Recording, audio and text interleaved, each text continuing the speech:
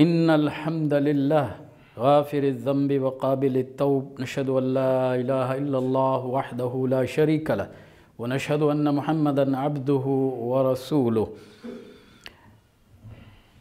اللہ تعالیٰ نے قرآن نازل فرمایا اور 14 صدیاں پہلے اگر آپ کو میں مدینہ پاک کے اس گھر میں لے جاؤں، ذرا تصور کیجئے جس کو بیت النبی صلی اللہ علیہ وسلم کہتے ہیں۔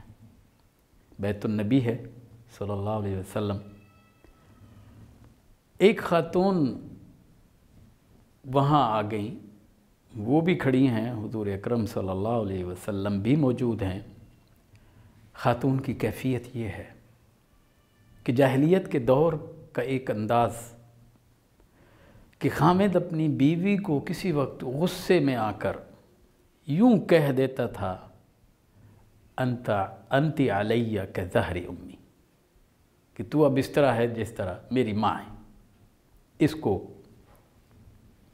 زہار کہتے ہیں۔ اب یہ کیفیت ہے، اور جو خاتون حضور اکرم صلی اللہ علیہ وسلم سے آ کر اپنی یہ کیفیت بیان کر رہی ہیں اور جس انداز میں کر رہی ہیں، میں نہیں سمجھتا کہ آج کی کوئی خاتون شاید اس سے کوئی اور انداز اختیار کرتی۔ جب ایک خاتون پریشان ہے، بوڑھی ہیں، اور اس کے جوان بچے ہیں، اور اس کا خامن بھی بوڑھا،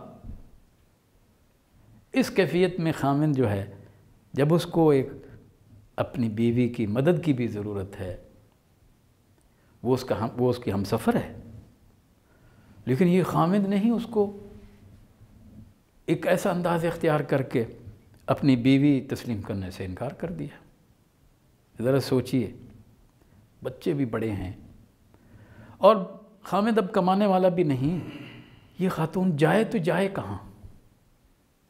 اس کو بھی تو آخر کوئی سہارا چاہیے۔ تو یہ کیفیت وہ دل میں لے کے بیت النبی صلی اللہ علیہ وسلم میں آتی ہے، اور اس کا ذکر اس انداز میں اللہ نے بھی فرمایا ہے کہ وہ اس کی پریشانی اور اللہ کے رسول صلی اللہ علیہ وسلم کا جواب دینا، جس سے اس کی تکلیف میں اور اضافہ ہو جاتا ہے، پریشانی اور پڑ جاتی ہے۔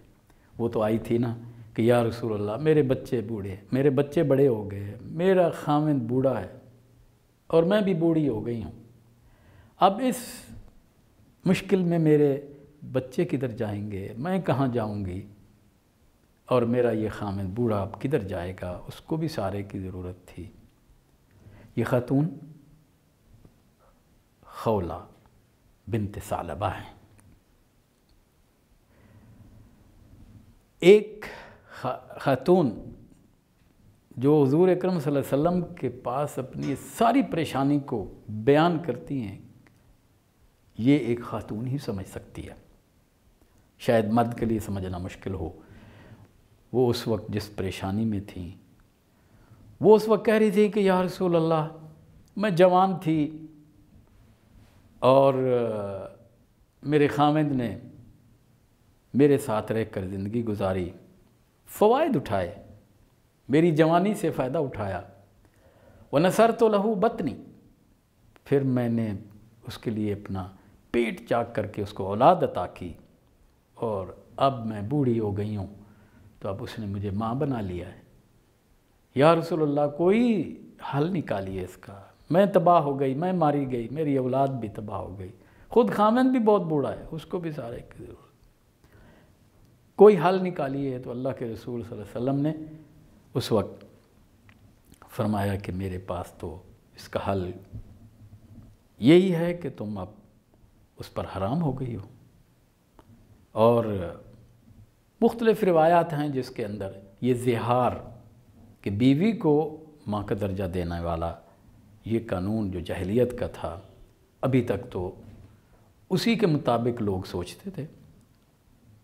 آپ دیکھیے کہ یہ منظر دوسری طرف حضرت عائشہ رضی اللہ عنہا بھی دیکھ رہی ہیں، وہ بھی ایک خاتون کی حیثیت سے وہ بھی پریشان ہیں، یہ بوڑھی خاتون تو پریشان ہیں، لیکن اللہ نے یہ جو گفتگو ہو رہی تھی کہ کوئی حل نکالیے، اور اللہ کے رسول صلی اللہ علیہ وسلم نے بتایا کہ اتنے مسکینوں کو کھانا کھلا دو، وہ اس وقت عرض کرتی ہیں کہ یا رسول اللہ میرا خاوند تو اس حیثیت میں نہیں ہے، اسی طرح اور کچھ کہا اتنے روزے رکھ لو، تو وہ کہتے ہیں کہ یا رسول اللہ وہ تو 3 دفعہ اگر دن میں کھانا نہ کھائیں تو ان کو تو نظر آنا بند ہو جاتا ہے۔ آپ دیکھیے نا، یہ وہی خاوند ہے جس نے زہار کر لیا ہے۔ گویا کہ جاہلیت میں طلاق سے رجوع ہو سکتا تھا، زہار ایک ایسی چیز ہے کہ یہ حرام مطلق ہو گیا تھا، اس سے رجوع بھی نہیں ہو سکتا تھا، اور وہ اس پریشانی میں اب بھی خاوند کے بارے میں اللہ کے رسول صلی اللہ علیہ وسلم کو کیا کہہ رہی ہیں کہ وہ تو ایسے ہیں کہ اگر آپ تو روزوں کی بات فرما رہے ہیں نا یا رسول اللہ، وہ تو اگر 3 دفعہ کھانا نہ کھائیں تو ان کو تو نظر آنا بھی بند ہو جاتا ہے۔ محبت دیکھیے خاوند نے تو جو کیا، ایسا کیوں کیا؟ روایات بتاتی ہیں کہ حضرت اوس بن ثابت یہ انصاری ہیں، بڑھاپے میں ان سے اسی طرح کچھ غصے میں ایسا ہو گیا،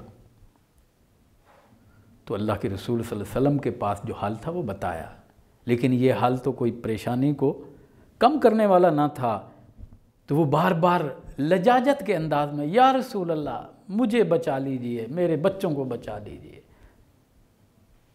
میرے خاوند بوڑھے کو بچا لیجئے، کوئی حال بتائیے۔ یہ کیا کیفیت پیدا ہو رہی ہے، ذرا تصور کیجئے، بیت النبی میں صلی اللہ علیہ وسلم میں یہ کیفیت ہے جہاں ڈائریکٹ وحی نازل ہوتی ہے، تو اللہ کی اس بندی کی اس پریشانی کو اللہ نے حل فرما دیا۔ وہ عرش معلیٰ سے جو وحی نازل ہوئی اسی وقت حضرت جبرائیل وحی لے کر آتے ہیں، اور سورہ مجادلہ آج بھی ہم قرآن میں اسی طرح پڑھتے ہیں۔ اس وقت اللہ نے کیسے مخاطب فرمایا اپنے نبی صلی اللہ علیہ وسلم کو، قد سمع اللہ، یعنی اے نبی اللہ نے اس خاتون کی سن لی ہے، التی تجادلک فی زوجہا، جو اپنے خاوند کے بارے میں آپ سے کچھ اس طرح جھگڑے کی کیفیت میں بات کر رہی ہے۔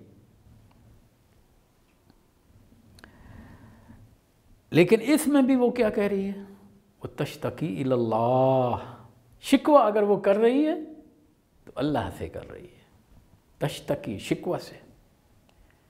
ہم بھی جب شکوہ کرتے ہیں تو اللہ سے ہی کرنا چاہیے۔ یہ صحابیات نمونہ ہیں آج ہماری خواتین کے لیے، سیکھیں اس سے۔ مشکلات آتی ہیں لیکن کیا اللہ کو ہی چھوڑ دیا جائے، اسی سے شکوہ کیا جائے؟ کدھر جائیں؟ اسی کا در ہے، اس کے بغیر اور کوئی دروازہ نہیں ہے۔ لیکن اللہ نے ایسا شکوہ کرنے والے خاتون کو اللہ نے فرمایا واللہ یسمع تحاورکما، آپ کی جو گفتگو ہے وہ اللہ سن رہا ہے۔ ان اللہ سمیع بصیر، وہ خوب سننے والا ہے اور دیکھنے والا بھی ہے۔ وہ تو دیکھ بھی رہا تھا نا، صرف سن ہی نہیں رہا تھا۔ تو اب دیکھیے یہ وہ خاتون جس کے بارے میں اللہ نے فوراً وحی نازل کی، اور یہ سورہ المجادلہ قرآن میں قیامت تک کے لیے درج کر دی گئی۔ یہ وہ خاتون ہے کہ جس کی اللہ نے عرش پر یہ سنا اور یہ گفتگو اور یہ شکایت کی، جس کی اللہ سن لے۔ ایک دن حضرت عمر رضی اللہ عنہ مدینہ کی گلیوں میں جا رہے ہیں تو خولہ بنت ثعلبہ نے روکا، او عمر، وہ ٹھہر گئے، کہا وہ مکہ میں تیرے ہاتھ میں چھڑی ہوتی تھی نا، تو بکریاں چراتا تھا نا، تو عمیر کہلاتا تھا نا؟ اور وہ سر نیچے جھکائے سنتے رہے۔ اسی طرح اس خاتون نے، حضرت خولہ بنت ثعلبہ نے، امیر المومنین، آج تو امیر المومنین بن گیا ہے اپنی رعیت کے بارے میں خاتون کیا کہہ رہی ہیں؟ اپنی رعیت کے بارے میں خبردار ہو جا، رعیت کا خیال کر. یہ واعظ اور نصیحت کر رہی. حضرت عمر رضی اللہ عنہ کے ساتھ ایک اور صحابی تھے. انہوں نے دیکھا کہ یہ تو بہت زیادہ خاتون ٹائم لے گئی، تو حضرت عمر نے کہا او اللہ کے بندے خاموش رہے، میں اس کی نہیں سنوں گا تو اور کس کی سنوں گا؟ یہ تو ایسی خاتون ہے کہ جس کی آسمانوں پر سنی گئی. عمر کون ہوتا ہے جو؟ اس لیے کہ اللہ نے اس کی سنی اور فوراً وحی نازل کی. یہ وہ لوگ ہیں، یہ وہ مرد تھے، یہ وہ صحابی تھے، یہ وہ خواتین تھیں جن کی تربیت اللہ کے نبی نے اللہ کی تعلیمات کی روشنی میں فرمائی تھی. اور اس طرح جو ہے یہ قرآن جن کے بارے میں نازل ہوتا تھا، صحابہ کے ہاں اس کی بڑی قدر ہوتی تھی.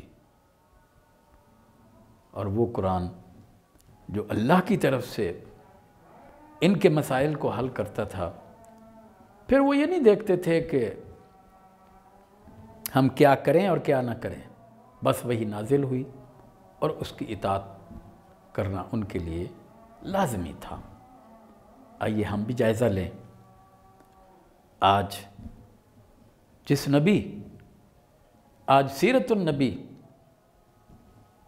کا یہ مہینہ ہے، اور اس میں ہم نبی اکرم صلی اللہ علیہ وسلم کی سیرت کو اس قرآن کے حوالے سے اگر ہم جاننے کی کوشش کریں تو اللہ کی قسم قرآن اللہ کی تعلیمات ہیں اور نبی اکرم صلی اللہ علیہ وسلم کی سیرت ہمارے لیے عملی نمونہ ہے. تو پھر یہاں ترقی اور آگے بڑھنا، مقربین میں سے ہو جانا، یہ بہت آسان ہو جاتا ہے. آئیے سیرت النبی کا پیغام یہی ہے کہ ہم اس کے نمونے بنیں، اور یہ صحابہ ہمارے لیے رہنمائی کا ذریعہ ہیں. وآخر دعوانا الحمدللہ رب العالمین. اللہم صلی علی سیدنا محمد وعلی آلہ وصحبہ وسلم. اللہم صلی علی سیدنا محمد